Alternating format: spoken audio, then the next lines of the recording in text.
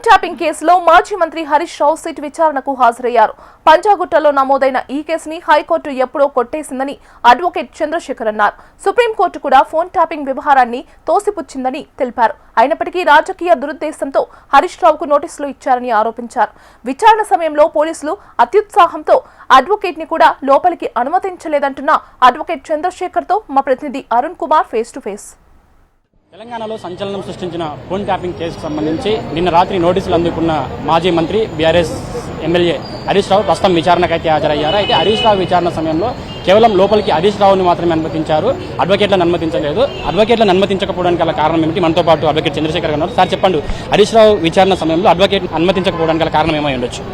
1978లోనే SP Satpathy and versus union of ఢిల్లీలో క్లియర్గా అయిపోయింది. 1997లో కూడా DK Basu versus state of west బెంగాల్లో మొన్న జస్టిస్ బిఆర్ గవాయ్ గారు కూడా ఎవరికి కూడా విట్నెస్గా ఇచ్చినా, అక్యూజ్డ్కి ఇచ్చిన నోటీస్ ఇచ్చినా వాళ్ళతో పాటు లాయర్కు అనేది అనుమతి ఉంటుంది, లాయర్ వెళ్ళొచ్చు.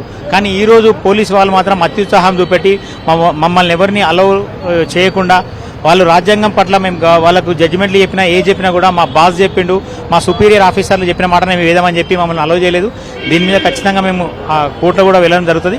ఇంకోటి ఏంటంటే మాకు నిజంగానే రాత్రి నిన్న 9 గంటలకు నోటీస్ చేయడం జరిగింది. కనీసం ఒక రోజు కూడా వ్యవధి లేకుండా 11 గంటలకు అపేర్ కమ్మని చెప్పారు. మేము 10:40కే వచ్చినాము. ఇది మేము కోర్టుకు పోతే కూడా కోర్టులో ఇమీడియట్లీగా నోటీస్ స్టే అవుతుండే. అవసరం ఎమ్మెల్యే గారు ఒకటే మాట అన్నాడు, ప్రజాక్షేత్రంలో తెలుసుకుందాం. గతంలో కూడా పంచాయతీ ఎన్నికలకు ముందు కేటీఆర్ గారికి నోటీస్ చేయడం జరిగింది, ఆయన ఫేస్ చేసిండు.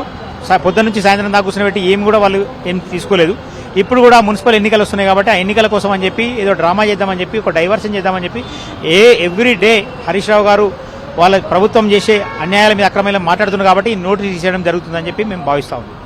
ఇదే కేసులో ప్రభాకర్ రావును విచారించే సమయంలో కూడా న్యాయవాదుల సమక్షంలోనే అతని విచారణ జరిగింది. కానీ హరీష్ రావుని అసలు న్యాయవాదులను అనుమతించకపోవడం మీరు ఏమనుకుంటున్నారు? నేను ఎప్పుడు కానీ అనుమతిస్తారు, ఏ కేసులో అనుమతిస్తారు. గతంలో వేరియస్ జడ్జిమెంట్స్ అంటే హైకోర్టు జడ్జిమెంట్స్ ఉన్నాయి, సుప్రీంకోర్టు జడ్జిమెంట్స్ ఉన్నాయి, గైడ్ లైన్స్ కూడా ఉన్నాయి. మరి ఎందుకో మరి పోలీసు వాళ్ళు ఇలా అత్యుత్సాహంతో మమ్మల్ని ఎవరిని అనుమతించలేదు.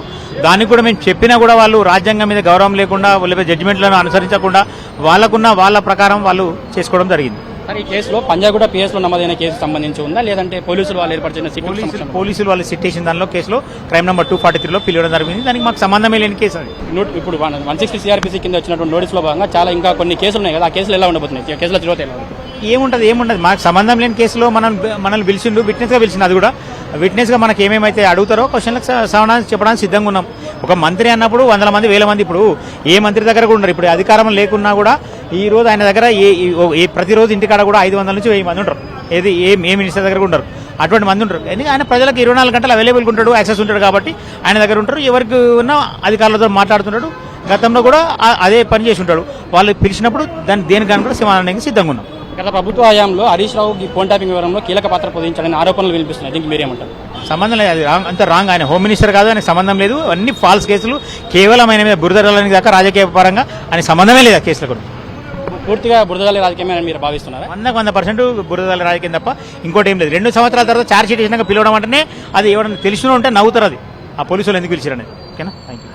ఇది కేసుకు సంబంధించి కూడా 2 సంవత్సరాల తర్వాత ఛార్జ్ షీట్ చేసిన తర్వాత పిలవడం అనేది కూడా ఒక దీనికి సంబంధించి హరీష్ రావుకు ఎలాంటి ఈ ఫోన్ ట్యాపింగ్ వ్యవహారంలో హరీష్ రావుకు సంబంధించి ఎలాంటి ఆరోపణలు వినిపించినప్పటికీ కూడా హరీష్ రావుకు ఎలాంటి సంబంధం లేదనేది కూడా ఆయన తరపున న్యాయవాది చెప్తా ఉన్నారు. మొత్తంగా దీనికి సంబంధించి కేవలం ఒక బురదజల్లి రాజకీయంలో భాగంగానే కాలయాపన చేస్తున్నారు తప్ప ఎలాంటి ఆరోపణలు హరీష్ రావు పైన లేవు. ఈ ఫోన్ ట్యాపింగ్ అదేవిధంగా ఫోన్ ట్యాపింగ్ సంబంధించి హరీష్ రావుకి ఎలాంటి సంబంధం లేదని కూడా మనతో పాటు ఉన్నటువంటి అడ్వకేట్ చెప్తా ఉన్న పరిస్థితి మనకు కనిపిస్తుంది.